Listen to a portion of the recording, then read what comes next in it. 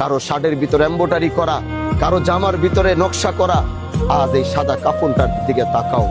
আল্লাহর কসম, আমি হানজালার এই মুহূর্তে মৃত্যু হয়ে গেলে সাথে সাথে আমার এই কালো এই শেরওয়ানিটা খুলে ওই কাপড়টাই আমাকে পরাবে, যে কাপড়ের ভিতরে না কোনো রং আছে, না কোনো ঢং আছে, না কোনো সেলাই আছে। আসো মৃত্যুটাকে স্মরণ করে যেদিন আল্লাহর পথে রওনা হব, ওদিন যেন আমার কোনো ভয় না থাকে। যেদিন আমার রবের দিকে রওনা হব, ওদিন আমার ভিতরে যেন কোনো রকম ভয় না থাকে। ইয়া আইয়াতুহান নাফসুল মুতমাইন্না ইরজিই ইলা রাব্বিকি রাজিয়াতাম মারজিয়া। আমি বলবো যে আমাকে নিয়ে যাও, দেরি কেন করো? আমি তো ওই দুনিয়ায় বাঁচতে চাই না যেই দুনিয়া আমার আল্লাহর থেকে আমাকে দূরে সরাই দিছে, যেই দুনিয়া আমার রব থেকে আমাকে আলাদা করে দিচ্ছে, যেই দুনিয়া আমাকে শিকল দিয়ে বাইদা জাহান্নামের দিকে টানছে। আমার হয়ে গেছে, আমি আর থাকতে চাই না, তাড়াতাড়ি জানটা কবজ করো। এরকম মৃত্যুর প্রস্তুতি যুবক হই, যুবতী হই, মুরব্বী হই, আলেম হই, ইমাম হই, স্টুডেন্ট হই, যাই হই, কৃষক হই, গরিব হই, ভ্যান চালক হই, অটো চালক হই, প্রত্যেকের মৃত্যুর সেই প্রস্তুতিটা আমরা গ্রহণ করে রাখতে পারবো তো ইনশাআল্লাহ। এই জানাজার থেকে একটি হুকুম, একটি চিন্তা যদি নিয়ে বাড়িতে যেতে পারেন, আল্লাহ পাক এখান থেকে জানাজা শেষ করে আমার বাড়ি পর্যন্ত যাওয়ার মতো সেই তৌফিক আল্লাহ আমাদেরকে দেয় নাই। এজন্য কোরআন বলে ওয়াবুদ রাব্বাকা হাত্তা ইয়াতিয়াকাল ইয়াকিন। আমার আসার গ্যারান্টি থাকলেও আমার যাওয়ার কোনো গ্যারান্টি আল্লাহ দেয় নাই। এজন্য এই মাইয়েতের জানাজা থেকে মৃত্যুর কথাকে স্মরণ করে আমরা এখান থেকে বিদায় নিব। এই মৃত্যু যে চিন্তা করবে তার দ্বারা কোনোদিন অপরাধ হতে পারে না, তার দ্বারা কোনোদিন গুনাহ হতে পারে না, তার দ্বারা কোনোদিন অন্যায় হতে পারে না। এজন্য এই মাইয়াতের এই জানাজা থেকে মৃত্যুর প্রস্তুতি নিয়ে আমরা যেন প্রত্যেকে যেতে পারি। আল্লাহ আমাদের সবাইকে মৃত্যুর প্রস্তুতি নিয়ে থাকার তৌফিক দান করো। নাসরুম মিনাল্লাহ ওয়া ফাতহুন করিব ওয়া বাশশিরিল মুমিনিন। আসসালামু আলাইকুম ওয়া রাহমাতুল্লাহি ওয়া বারাকাতুহু। জানাজার নামাজ যদি 2টা থেকে 2:30 হয়, তুমি 2:30 পর্যন্ত দাঁড়িয়ে থাকো। তুমি তো সেই মজমায় দাঁড়িয়েছো যেখান থেকে তোমার বাবার বিদায় হয়েছে, যেখান থেকে তোমার মার বিদায় হয়েছে, যেখান থেকে তোমার বিদায় হবে, যেখান থেকে আমার বিদায় হবে। একটু দাঁড়াও, পৃথিবীর এই বাস্তবতাটাকে চিন্তা করো যে পৃথিবী আমার না, এই আকাশ আমার না, এই জমিন আমার না, এই পৃথিবীর মাটি আমার না।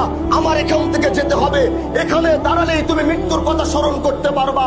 5টা মিনিট বেশি দাঁড়াও, পৃথিবী থেকে চলে যাওয়ার বাস্তবতা বুকের ভিতরে ধারণ করে তারপরে বাড়িতে যাও। আল্লাহ জানো আজ আমার চাচা যেখানে চলে গেছেন, আমি তার জন্য দোয়া করি। আজ তার সন্তানরা দাঁড়িয়ে রয়েছে। আমি শরীয়তুল্লাহর বংশ বলে নয়, এখানে সবচেয়ে বড় আলেমও যদি দোয়া করে, আরেকদিকে তার সন্তান যদি হাত উঠিয়ে বলে, এ আহকামুল হাকিমিন আল্লাহ, তুমি আমার বাবাকে মাফ করো। আমরা সবাই মিলে দোয়া করব। তার সন্তান একা দোয়া করবে। সরকারে কায়নাতের হাদিস, সন্তানের জন্য যদি, বাবার জন্য যদি সন্তান হাত উঠায়, আল্লাহ পাক সে হাত কোনোদিন ফেরত দেয় না। স্বামীর জন্য যদি স্ত্রী হাত উঠায়, আল্লাহ পাক সে হাত কোনোদিন ফেরত দেয় না। এজন্য আমি আমার ভাইদেরকে বলবো, আমরা তো দোয়া করবই, কিন্তু তার পাশে পাশে যখনই নামাজে বসবেন, সালাম ফিরিয়ে সর্বপ্রথম নিজের বাবার জন্য দোয়া করবেন।